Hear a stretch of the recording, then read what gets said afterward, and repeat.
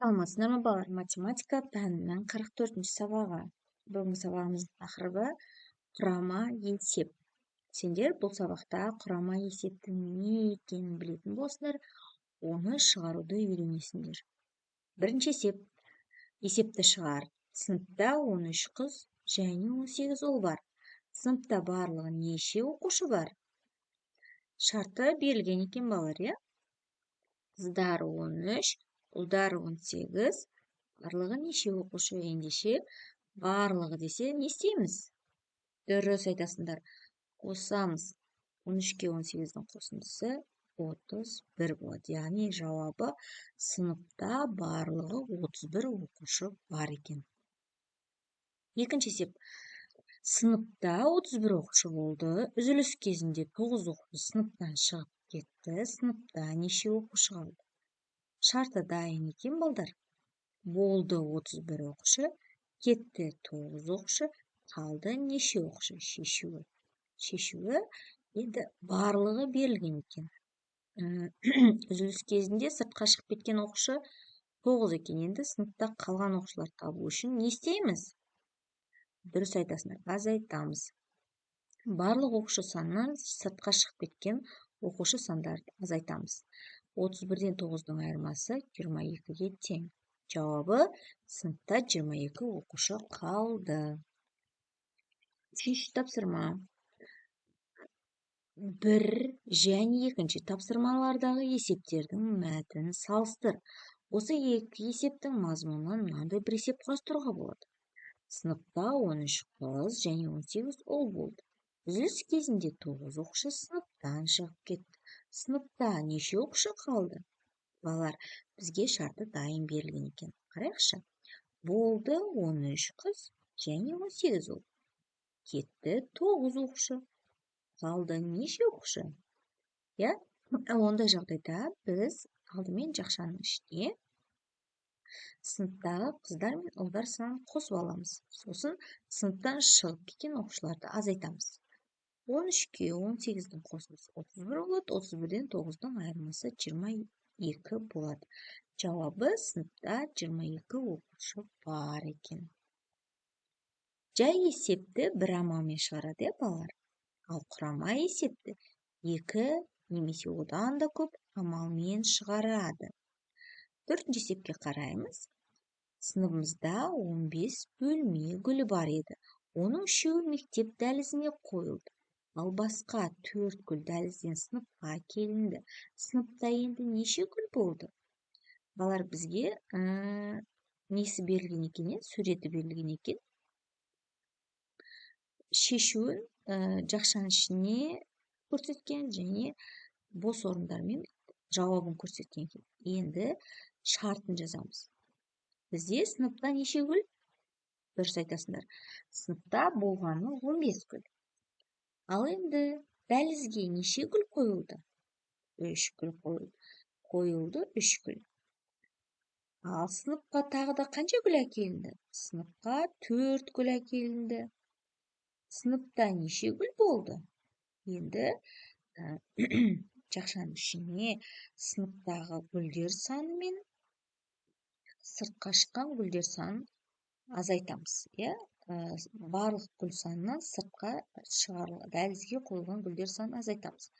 15-тен 13-тің айырмасы 12, 12-ке 4-тің қосындысы 16. 4 гүл бұл қайтып сыныпқа әкелінді. Ендеше 16 болады. Жауабы 16 гүл.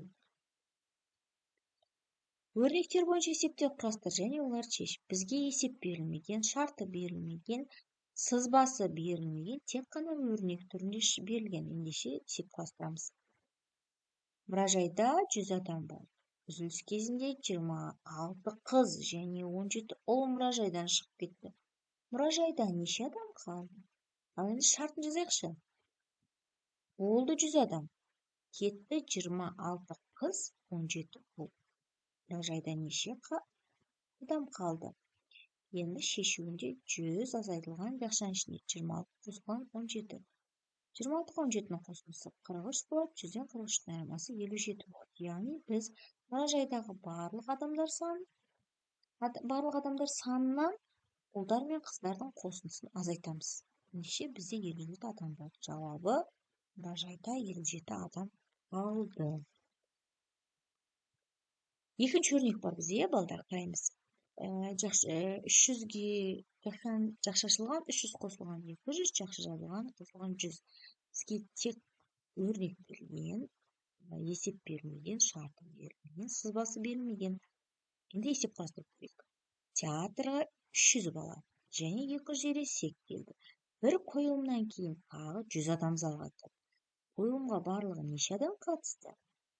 Енді шартын жасамыз. Келді 100 бала және 200 ересек адам. Кірді 100 адам. Ал енді шешуінде жақшаның ішіне залға келген және залға келген балалар мен ересектерді қосып аламыз. 300-ге 200-дің қосындысы 500, 500-ге 100-дің қосындысы 600. Ол 100 дегеніміз бір қойылымнан кейін тағы да залға адамдар кірді. Солар, жауабы қойылымға барлығы 600 адам қатысты. Балалар, 6-шы есепке қараймыз. Есепті шығар. Мектеп асханасында картоп қосылған 35 бәліш және ірімшік қосылған 18 бәліш болды. Олардың 27-сі сатылды. Асханада неше бәліш қалды? Бізге есеп берілген, сұрағы бар. Енді шартын жазамыз. Картоппен сызықша 35 бәліш, ірімшікпен сызықша 18 бәліш, сатылды 27 бәліш. Қалды неше бәліш? Енді не істейміз біз? Картоппен және ірімшікпен жасалған бәліштерді қосып аламыз дағыны. Шыққан саннан 27-ні азайтамыз. Яғни сатылып кеткен бәліштерді азайтып тастаймыз. Енді қосып көрейікші, картоппен жасалған және ірімшікпен жасалған бәліштер санын. 35-ке 18-дің қосындысы 53 болады. 53-тен 27-дің айырмасы 26 болады. Яғни асханада 26 бәліш қалды. 7-ші тапсырма. Мәтінді оқы, сұрақ қойып, оны есепке айналдыр. Есепті шығар. Айгүлдің 14 ертегі кітабы және балаларға арналған 7 энциклопедиясы бар. Айгүл осы кітаптардың 8-ін оқыды.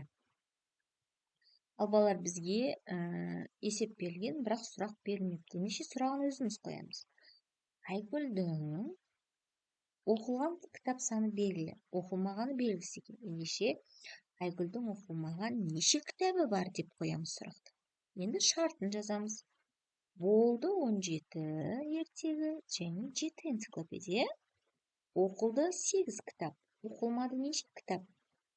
Біз ертегі кітаптар мен энциклопедия кітаптарды қосып алайық. 14-ге 7-дің қосындысы 21 болады.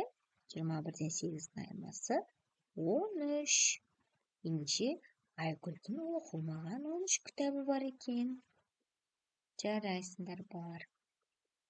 Бізде соңғы есеп. Қараймыз. Ребусты шеш. Ребустан қандай сөз шықты? Шешіп көріңізші балалар.